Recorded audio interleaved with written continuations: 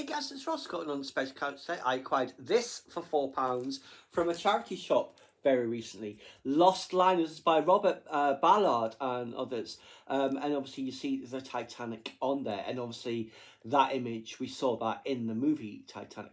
This came out, this book, in 95, 96, and it cost £30 back then. So now it'll be at least 50. Now I'll just slip it out of its dust jacket so we can look at it properly. It covers the Titanic, the Empress of Ireland, the Britannic, the Lusitania, the Normandie, and the Andrea Doria. But it's not just about that. It talks about the history of the ocean liners, and it mentions the rivals like the SS United States, Ile de France, the Imperator, the Queen Mary, all that sort of stuff. But it's absolutely fantastic. And there you see a map of them and where they all are. It's got beautiful artwork in this. That, I think, I forget which one that is. That might be the Britannic.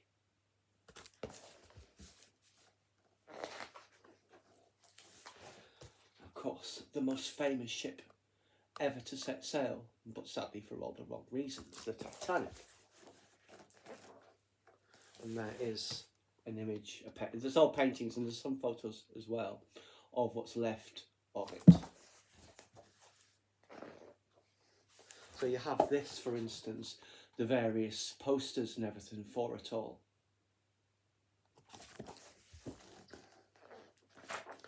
So I'll just skip through this part. See, for instance, this is like the birth of ocean travel. When it was like steamships and sailing ships. Like there, for instance. That might be the Great Eastern or the SS Great Britain. I forget which now. But it mentions about Charles Dickens' journey to America and how unpleasant it was. There you see the dining areas.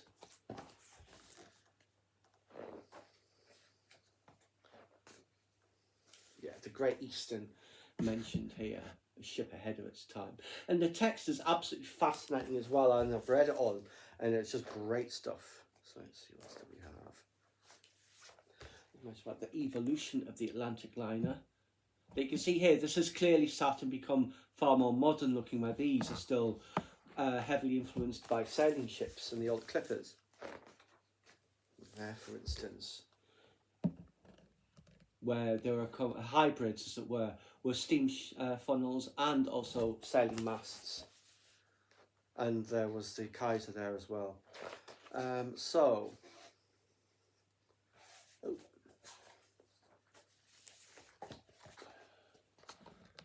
The dining rooms. I think this, which one is this on? This is the German ships on the Hamburg-Amerika line. So I think it was Kaiser Wilhelm II. So here, starts off with the Lusitania rather than the Titanic.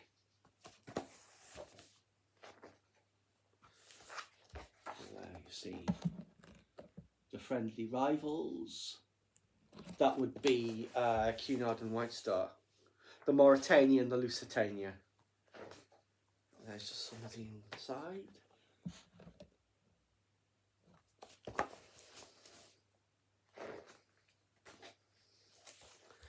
There is the Lusitania.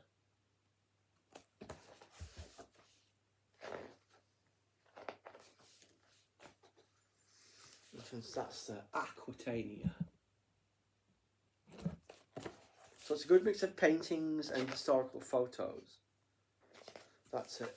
The Lusitania entering New York for the first time, I believe, that one.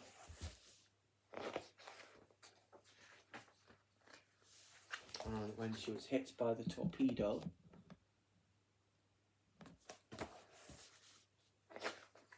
And there's the image we saw earlier of it sinking. So yes, it was the Lusitania.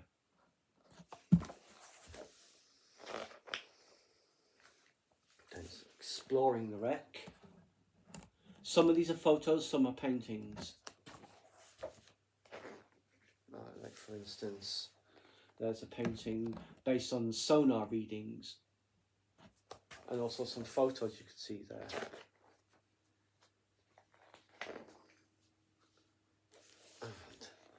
There is the Titanic, majestic ship. Absolutely tiny in comparison to the modern cruise liners now.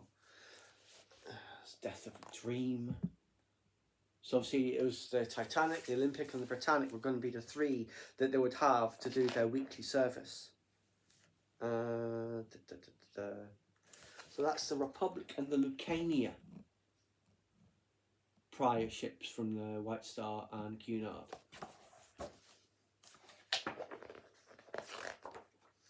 And then you see the Olympic and Titanic being built.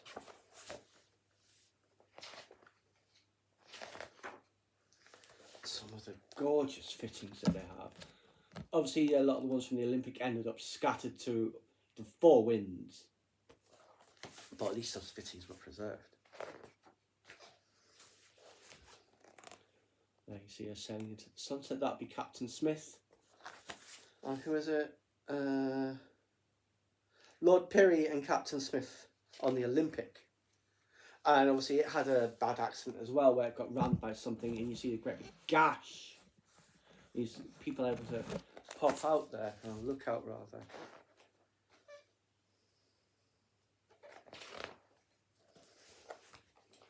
In the iceberg field.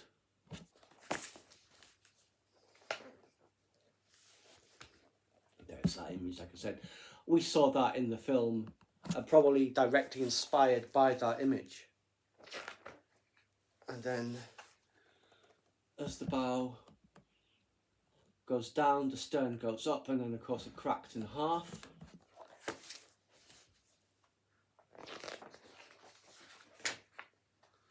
And there you see this. Now there's a very famous photo of a young boy with the newspapers outside of Oceanic House the day after the disaster, and sadly that young boy died in the First World War.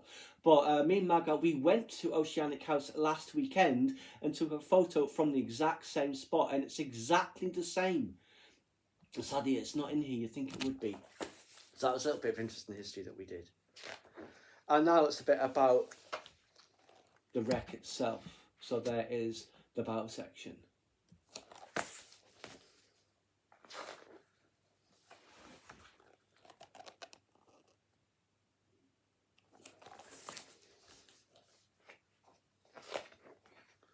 And there is the stern section. Obviously it's in far worse state because there was still loads of air inside it when it sank, so the further down it went, obviously imploded.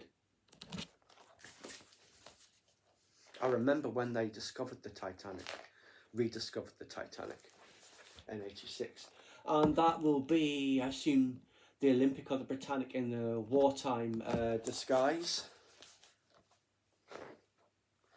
Yeah, Olympic today. So these are the fittings that have survived in various locations.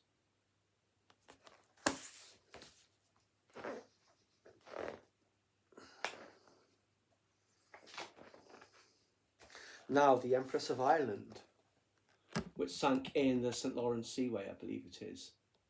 It's been picked clean, unfortunately. And it's very dangerous with the currents and loads of nets and stuff. They're saying these, for instance, these plates, they're all gone now. Yeah, salvagers have, like I said, absolutely picked it clean. Then the Britannic, which sank just off the coast of Greece, and one of the nurses on that had also been on the Titanic.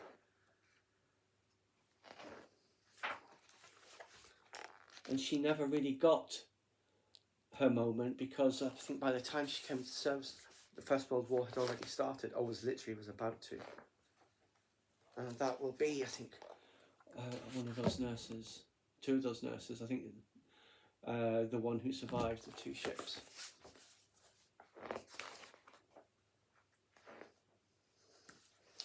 And there she is as a hospital ship.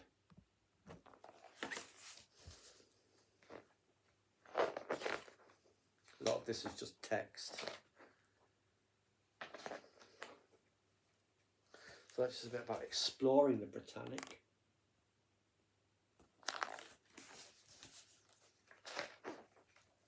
It is pretty well preserved, as you can see there. Just the crack there, probably from when it hit the sea floor.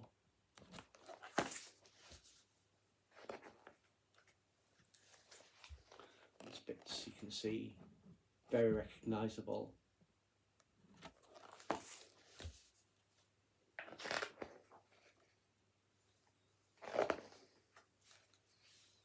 Then the Normandie, which was a tragedy. That, I mean, no one died, I don't think, or hardly anyone, but because of how it happened through incompetence when it caught fire. If they'd let it burn, it would have been fine, but they pumped so much water onto it. Now there's, is it this one? Yes. There's just a story in here, like Josephine Baker, the very famous actress, dancer from the late 19th, early 20th century. She was a passenger on it, and she appeared at the top of the stairs in some gold silk dress by the designer Erte, and everyone stood up and applauded her. What a grand entrance. There she is. There's another ship there passing by.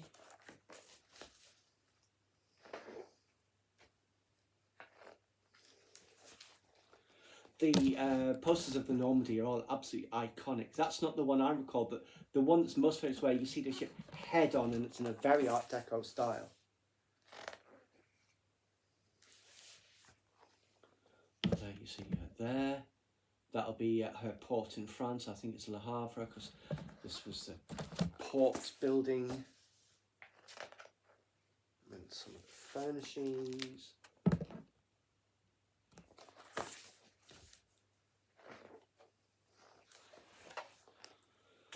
Absolutely beautiful. Oh, the Lalique glass and the Art Deco stuff. It's amazing. Just the various suites were all very luxurious. And the captain was like, he could speak multiple languages, he's very cultured. And that is a photo of him in his apartment.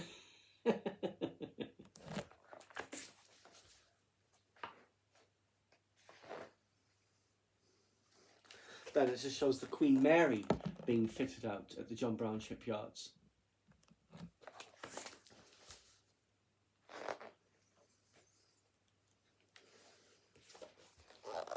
And talks a lot about the rivalry between Cunard and White Star, and other lines like the French, Italian, American and German lines.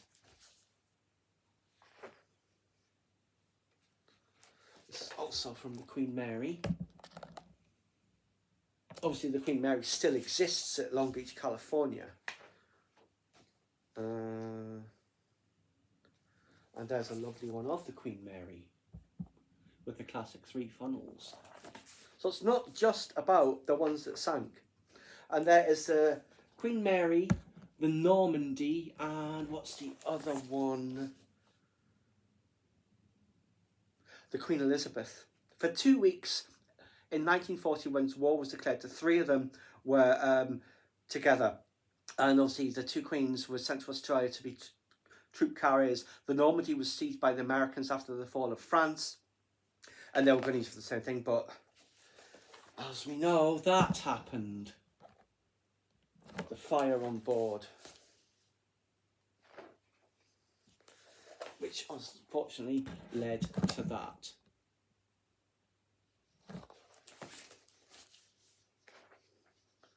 For instance, it shows here a comparison of the before and after of the grand staircase, there as it was and there as it became, unfortunately, after the fire and the sinking. And you see there the progress of how that happened.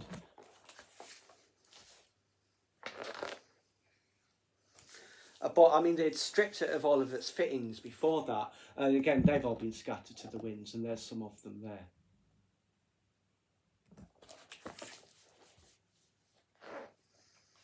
And then finally, the Andrea Doria in the 1950s, which was rammed by a Swedish liner, or they collided rather.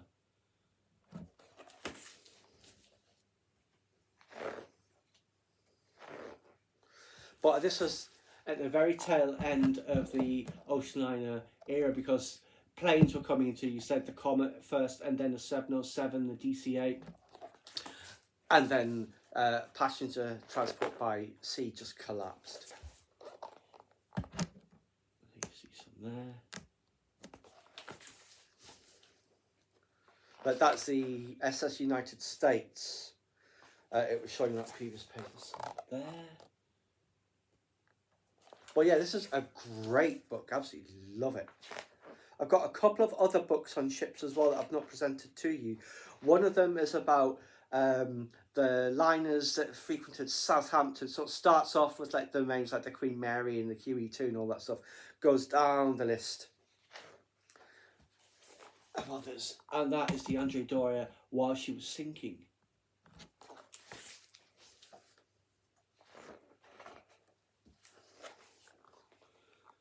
More of her sinking, with all the wreckage and flotsam and jetsam.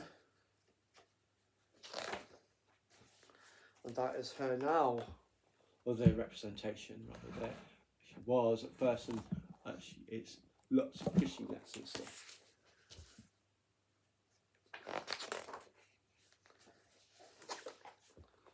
Like you see the A for Andrea Doria there. There is the diver with one of the bells.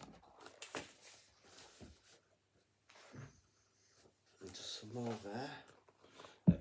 Washroom, and this is where they would have played, like, I don't know what to call it, deck tennis, like this, and how it is now. And that's about it, in fact. One of them was carrying gold bars, I forget which one, and there they are there, so that was salvaged for it. I think that might have been from the Andrea Doria. But yes, Lost Liners, absolutely fantastic book. Like I said, this would probably cost about 50 quid nowadays, because 30 years ago it cost 30 quid. I got it for 4, and it's an absolute bargain. I hope you guys enjoyed this deep dive into Lost Liners. Please subscribe to my channel if you enjoyed this content. Leave me a comment suggestion for a common topic you'd like to see discussed, or like the video.